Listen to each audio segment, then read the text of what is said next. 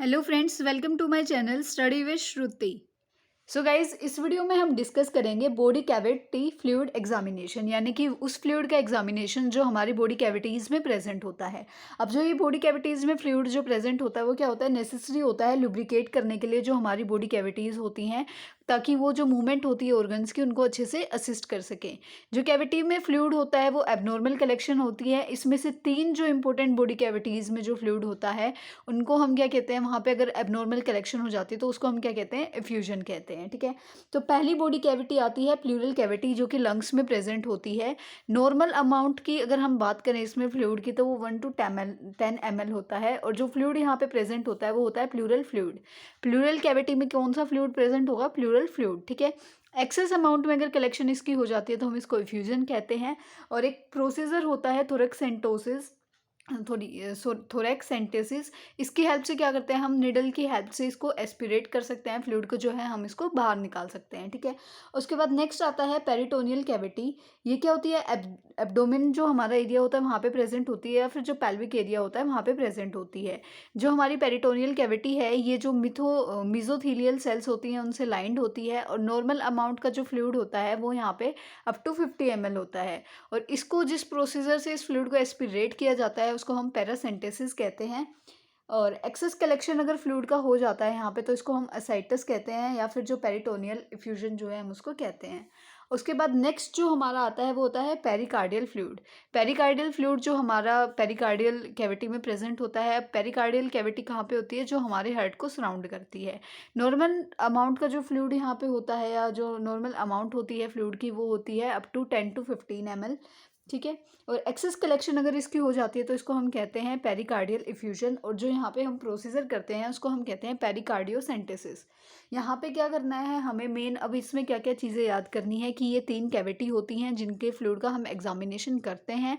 इनकी normal amount जैसे pleural cavity की है 1 to 10 ml होता है, पेरिटोनियल में कितना होता है, अप टू 50 ml होता है, और पेरिकार्डियल में 10 to 50 ml तक होता है। और ये कहाँ पे प्रेजेंट होती हैं, क्या इनका जो है इनके फ्लूइड को एस्पिरेट करने का क्या प्रोसीजर है, या क्या उसका नाम है प्रोसीजर का, वो वो सारी चीज़ें क्या हैं हमें यहाँ पे याद रखनी होती हैं। अब इसके बाद हम देखते हैं सैंपल कलेक्शन की। सैंपल कलेक्शन कैसे किया जाता है, हम पेशेंट को पहले सिटिंग पोजीशन में रखते हैं और उनकी आर्म को जो है वो टेबल पे रेस्ट कराते हैं, यानी कि उनको बोलते हैं कि आप बैठो और अपना जो हाथ है वो टेबल पे रखो। ठीक है, उसके बाद फ्लूइड जो है, जहाँ से हमें फ्लूइड एस्पिरेट करना है, जो भी एरिया है वहाँ पे हम पाल्पेशन से और परकशन से चेक करते हैं कि फ्लूइड कितना है, वहाँ पे इफ्यूजन हो रखा है या नहीं हो रखा है, वो चीज़ हम चेक करते हैं।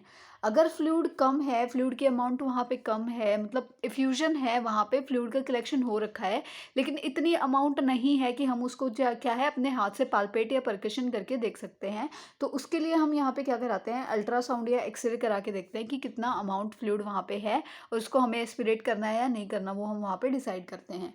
उसके बाद एसेप्टिक प्रिकॉशंस लेते हैं, यानी कि अच्छे से वहाँ पे उसको क्या करते हैं, बिटाडीन वगैरह से उसको साफ़ करेंगे ताकि वहाँ पे कोई भी इन्फेक्शन पेशेंट को ना हो जाए। तो वहाँ पे क्या है, हम एसेप्टिक टेक्निक को यूज़ करते हैं। उसके बाद हम पंचर करते हैं स्किन को, और जो स्टेराइल नीडल की हेल्प से, जो कि 16 से 18 गोज की होगी। यहाँ पे नीडल का साइज़ जो है वो अप्रोप्रिएट हमें क्या है लिखना होता है कि जो नीडल जो है हम यूज़ करते हैं फ्लूइड को निकालने के लिए, जो इफ्यूजन फ्लूइड होता है तो वो कितनी होती है, 16 to 18 गोज की होती है। उसकी हेल्प से क्या करते हैं, हम एस्पिरेट करते हैं फ्लूइड को सिरिंज में। मिनिमम क्या है, हम 30 ml फ्लूइड को जो है एस्पिरेट करते हैं, और उसको 3 डिफरेंट ट्यूब्स में जो है हमें कलेक्ट करना होता है। जो पहली ट्यूब होती है वो साइटोलॉजी टेस्ट के लिए जाती है, दूसरी बायोकेमिकल एग्जामिनेशंस के लिए, और जो तीसरा सैंपल होता है, यानी कि जो तीसरी टेस्ट ट्यूब में जो सैंपल लेंगे हम, उसको हम कल्चर के लिए सेंड करते हैं। उसके बाद जो हमारी ट्यूब्स होती हैं उनकी लिड को हम टाइटली क्लोज करते हैं और उसको हम लेबोरेटरी में भेज देते हैं फॉर द टेस्टिंग। ठीक है, उसके बाद नेक्स्ट पॉइंट इसमें क्या होता है कि जो हमारा फ्लूइड इफ्यूजन हो रखा है वो 2 टाइप का होता है। एक होता है ट्रांसुडेट फ्लूइड, दूसरा होता है एक्सुडेट फ्लूइड्स।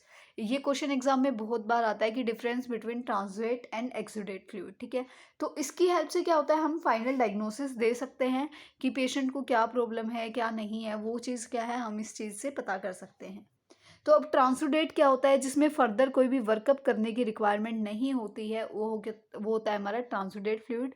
ये क्लियर हो सकता है, pale yellow to straw colour जो है ये देखने को मिल सकता है। ओडोर लेस होता है, यानी कि इसमें कोई भी ओडोर प्रेजेंट नहीं होती है, और ये क्लोट फॉर्मेशन यहाँ पे हमें ट्रांसुडेट फ्लूइड में देखने को नहीं मिलती है। उसके बाद अगर हम बात करते हैं एक्सुडेट की, तो इसमें क्या होता है, कुछ डिग्री ऑफ क्लाउडीनेस या टर्बिडिटी हमें देखने को मिलती है। मतलब ये जो फ्लूइड होगा एक्सुडेट फ्लूइड, इसमें क्या होगा, हमें क्लाउडीनेस देखने को मिलेगी, यानी कि क्लाउड जैसी फॉर्मेशन हमें इस जो सैंपल है उसमें देखने को मिलेगी, टर्बिडिटी देखने को मिलेगी। और अगर हम इसमें हिपेरिनाइज्ड इसको नहीं करेंगे, यानी कि इसमें अगर हम हिपेरिन ऐड नहीं करेंगे, तो क्लोट जो है वहाँ पे बनने के चांसेस जो हैं वो ज़्यादा होते हैं।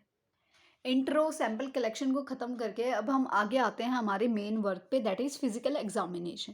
फिजिकल एग्जामिनेशन में सबसे पहला पॉइंट हमारा है अपीयरेंस।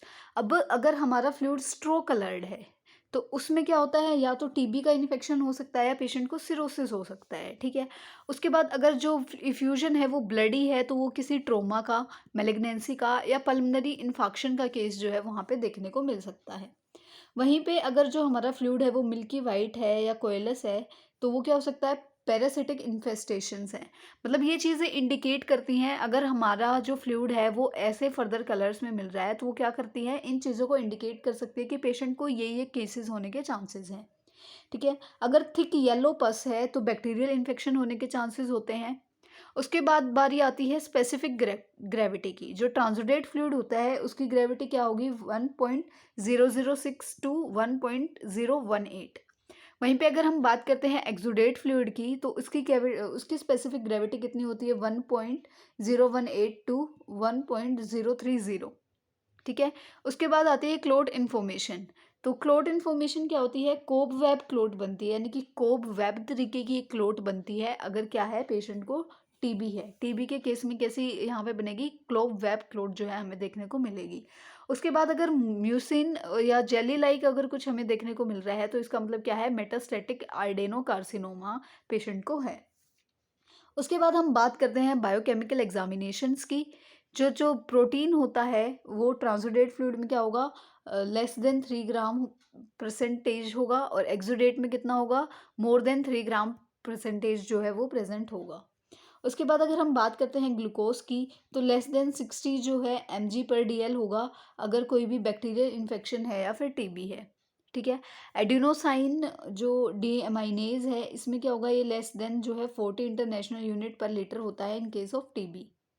ऐसे ही इलेक्ट्रिक जो डिहाइड्रोजिनेज है उसकी लेवल मिलेगी हमें मोर देन 200 इंटरनेशनल यूनिट पर लीटर किसी भी इन्फ्लामेटरी या इफ्यूजन के केस में। वहीं पे अगर हम बात करते हैं एंजाइम की, जो एंजाइम्स अमाइलेज होती हैं या लाइपेज होती है, तो इसमें क्या होता है, पेरिटोनियल फ्लूइड में हमें पेनक्रियाटाइटिस देखने को मिलता है, यानी कि इन्फ्लामेशन ऑफ पेनक्रियाज को जो है ये इंडिकेट करता है। इसके बाद हम बात करेंगे साइटोलॉजी टेस्ट की। तो इसमें सबसे पहले आता है सेल काउंट। एक्सुडेट के केस में क्या होगा, हमारे जो सेल काउंट है यानी कि इंक्रीज हो जाएगा नंबर में ड्यू टू इन्फेक्शंस। और कौन कौन से सेल्स यहाँ पे हमें देखने को मिलते हैं, ल्यूकोसाइट्स जिसमें मेन होंगे न्यूट्रोफिल्स और लिम्फोसाइट्स। उसके बाद आरबीसीज, मैक्रोफेजेस और मिजोथेलियल सेल्स जो है हमें यहाँ पे देखने को मिलते हैं।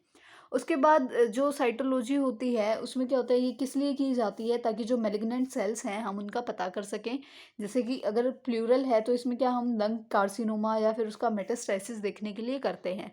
वहीं पे अगर हम बात करते हैं पेरिटोनियल कैविटी के फ्लूइड की साइटोलॉजी की, अगर हम बात करेंगे तो ओवेरियन कैंसर हो गया, गैस्ट्रिक कैंसर हो गया, अपेंडिक्स का कार्सिनोमा हो गया या फिर इंटेस्टाइनल कार्सिनोमा है, तो ये चीज़ें देखने के लिए हम क्या करते हैं, पेरिटोनियल जो साइटोलॉजी है वो कराते हैं। इसके बाद हमारा नेक्स्ट पॉइंट आता है माइक्रोबियल एग्जामिनेशन। ये क्या होता है, यूजुअली इसको हम एक्सुडेट्स में ही कराते हैं। अगर हमारा एक्सुडेट फ्लूइड है तो ही हम इसको कराते हैं। इसमें क्या होता है, स्मीयर बनाएंगे हम पहले, उसके बाद उसको स्टेन करेंगे ग्राम स्टेन से या फिर जो है जिल नेल्सन स्टेन से, किसी एक स्टेन का हम यहाँ पे यूज़ करेंगे। उसके बाद क्या करते हैं, उसको कल्चर और सेंसिटिविटी टेस्ट भी कराते हैं, और जितना भी टाइप का फ्यूजन होता है उसमें हम ये कराते हैं। और मोस्टली किस में है, जो बैक्टीरियोलॉजिक हमें देखने को जो है मिलता है उसके केस में, या बैक्टीरियोलॉजी के लिए हम जो है यहाँ पे इसकी माइक्रोबायोलॉजिकल एग्जामिनेशंस कराते हैं।